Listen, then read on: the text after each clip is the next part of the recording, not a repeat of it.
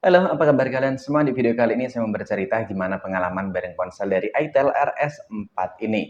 Jadi, apa aja kelebihan dan juga kekurangannya, kemudian apakah ponsel ini worth it dengan harga dan juga spek yang ditawarkan. Yuk, langsung aja kita masuk ke video pembahasannya. Yang pertama kita bahasnya dari segi harga ya, karena buat kalian yang beli ponsel dari Itel RS4 ini waktu pertama kali launching, lebih tepatnya ikutan flash sale, entah itu kalian beli dengan varian 8/128 GB atau 12/256 GB seperti yang saya pegang di tangan ini. Nah, tentunya kalian sangat beruntung banget. Karena buat harga sekarang ini Itel RS4 harganya udah naik ya, udah balik normal ada di harga 2 nyampe 2,2 jutaan buat varian tertingginya. Sedangkan buat build quality dari Itel RS4 menurutku sih ponsel ini ya kerasa setara dengan harga yang ditawarkan lah.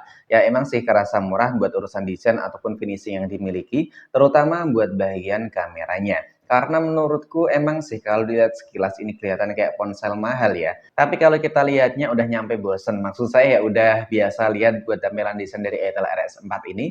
Menurut sih buat tampilan desainnya itu ya setara atau wajar aja dengan harga yang ditawarkan. Dan buat backdoornya sih menurutku ini kerasa tipis banget ya buat back cover ataupun bahan yang dimiliki oleh backdoor Itel RS4 ini. Lalu buat urusan performa menurutku MediaTek Helix 99 Ultimate yang ditanamkan di ponsel Itel RS4 ini sih menurutku kayak kurang powerful ya. Karena buat unit yang saya miliki ini belum mendapatkan update sistem sama sekali nyampe sekarang. Jadi buat main game performanya tuh masih kayak ditahan aja gitu. Terutama buat kita para user Mobile Legends. Karena di ponsel Itel RS4 ini cuma stuck di 60 fps doang. Emang sih di luar sana udah banyak banget reviewer yang mendapatkan update sistem dan itu bisa mendapatkan 90 fps. Dan entah nggak tahu kenapa unit yang saya miliki ini malah masih stuck dan belum mendapatkan update sistem nyampe sekarang ini. Kira-kira di sini ada temennya nggak? Itel RS4 yang belum mendapatkan update sistem nyampe sekarang ini. Dan buat suhu menurutku sih standar layaknya ponsel dengan chipset dari MediaTek Helix 99. Ya paling tinggi-tingginya ada di kisaran 41, 42 itu jarang banget. Tapi menurutku ya emang layaknya buat ponsel di harga segini. Tapi yang bikin saya sangat tergiur di ponsel Itel RS4 ini tentu buat urusan memorinya. Karena buat harga di 2,2 jutaan atau kalau kita belinya flash sale itu cuma di 1.999.000, itu tentunya udah mantep banget karena dengan harga tersebut kita mendapatkan RAM sebesar 12 GB dengan internal di 256 GB. Dan tentunya dengan harga tersebut kayaknya belum ada lawan ya RAM 12 dengan internal seleja itu, terutama buat ponsel yang hadir di tahun 2024 ini. Sedangkan buat konsumsi daya baterainya menurutku dengan 5000 mAh emang menjadi kapasitas besar atau bisa dibilang standar ponsel di tahun 2024. Dan adapun ponsel yang pakai baterai di 5500 mAh ke atas itu kebanyakan buat ponsel-ponsel baru sekarang ini, lebih tepatnya buat ponsel kelas menengah ke atas ya. Contohnya kayak Vivo V30e. Kemudian ponsel dari Realme GT series yang bakalan hadir di pasar Indonesia kalau jadi ya. Kalau nggak jadi ya berarti cuma di pasar Cina doang. Dan buat pengisiannya menurutku dengan adapter charger sebesar 45 watt tentunya itu udah sangat mumpuni banget. Mengingat harganya yang cuma di 2 jutaan kecil. Tentu udah kerasa cepet banget buat pengisiannya dan baterainya bisa kita pakai dengan waktu keseharian penuh. Apalagi buat kalian yang nggak terlalu suka main game tentu bisa 1 hari full tuh baterai di ponsel Itel RS4 ini. Dan tentunya dengan RAM sebesar 12 GB, Itel RS4 ini nggak cuma layak buat kita pakai main game, tapi buat kita pakai multitasking tentunya udah lancar banget. Apalagi buat layarnya itu kan punya refresh rate tinggi di 120 Hz dan itu saya nggak pernah ngalamin bug apapun. Buat nonton video sih menurutku emang masih kerasa kurang karena resolusinya belum Full HD+. Dan untungnya ponsel ini udah punya dual speaker stereo jadi nggak terlalu masalah dengan kualitas audio yang dimilikinya. Sedangkan di segmen fotografi, menurutku Itel RS4 ini masih kurasa cukup kurang sih, terutama waktu kita pakai di low light. Ini waktu saya pakai buat foto-foto di malam hari ya di cafe, ini sih buat cahayanya menurutku udah cukup. Tapi nggak tahu kenapa kayak tone warna yang dihasilkan dari Itel RS4 ini kayak terlalu warm aja gitu. Kayak terlalu gimana ya? Ya kalian bisa nilai sendirilah. Kalau saya sendiri sih kurang suka dengan tone warna yang dihasilkan, tapi kalau kita pakainya dalam kondisi yang cukup cahaya ataupun lebih tepatnya di pagi ataupun siang hari, buat kualitas fotonya tentu masih cukup bagus dan tentunya bisa buat kita andelin. Dan ini makin ngezoom lagi di resolusi 1080 fps. Kita aktifin stabilisasinya. Backlight kayak gini ya. Resolusi 2K nih ngezoom banget ya, cuman kelihatan kepala sama leher doang. Kayak gini. Bagus sih, ada face detection-nya juga.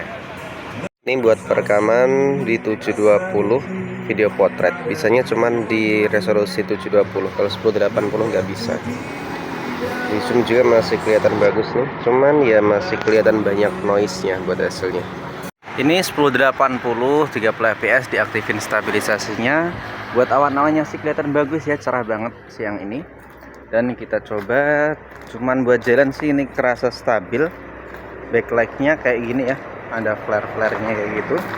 Tes fokusnya bagus, cepat deteksinya.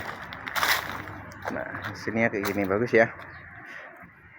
Dan buat perekaman untungnya udah ada buat penyetabil video. Jadi buat kamera menurutku masih cukup bagus dan tentu bisa banget buat kita andelin. Dengan catatan kalau kondisi low light hasilnya emang nggak terlalu memuaskan. Dan buat kalian yang nanyain buat jangka panjangnya gimana, ya kalau ditanya jangka panjang gimana kita juga nggak tahu. Kalau kalian nanyanya buat aplikasi jangka panjang gimana, masih banyak support atau enggak? Tentunya masih banyak banget buat aplikasi yang masih support. Tapi kalau kalian nanya buat 4 atau 3 tahun HP-nya masih awet, nah ini yang jadi tanda tanya. Karena ini ponsel kan tentunya kita pakai dan yang namanya elektronik itu untung-untungan dan balik lagi ke usernya. Lebih tepatnya tergantung pemakaiannya. Mau HP smell apapun, sebagus apapun, misalnya kayak Apple, Samsung, dan juga lain-lainnya itu tergantung ke penggunanya masing-masing. Sekelas Samsung, iPhone, ataupun Xiaomi aja yang harganya nyampe belasan juta, kalian tahu sendiri kan, tentu memiliki masalahnya masing-masing. Lebih tepatnya, tentu ada hal buruk ataupun ya lebih tepatnya, nasib buruk itu kan nggak ada di kalender ya, kayak gitulah kurang lebih tepatnya.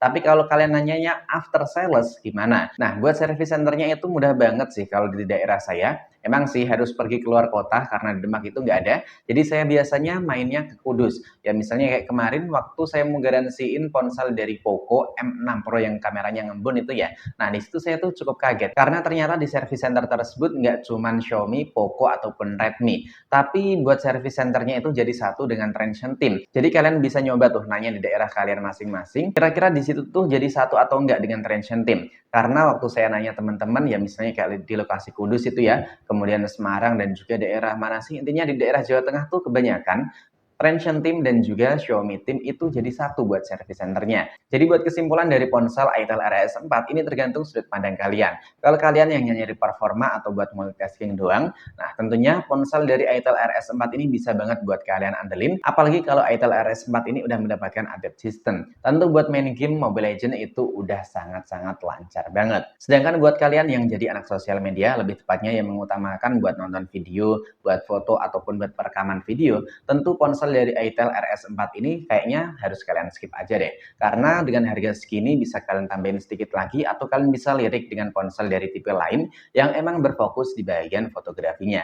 Karena setahu saya mau ponsel di harga belasan juta pun itu buat ponsel yang emang fokus di urusan performa, buat segi fotografi ataupun videografinya kebanyakan emang di bawah rata-rata dengan ponsel yang harga sama. Ingat ya, kita bilangnya buat ponsel yang bisa dibilang fokus ke urusan performa. Contohnya kayak ponsel dari Redmi yang udah pernah kita bahas, kemudian ponsel dari ROG Phone itu kan udah pernah kita bahas ya. Ingat ya, kita ngomongnya buat ponsel yang fokus di urusan performa. Nah, kalau pengalaman kalian sendiri bareng ponsel dari Itel RS4 ini gimana? Drop aja pendapat, kritik ataupun saran, atau lebih tepatnya pengalaman kalian bareng ponsel ini di kolom komentar. Sampai di sini dulu, sampai jumpa lagi di video selanjutnya.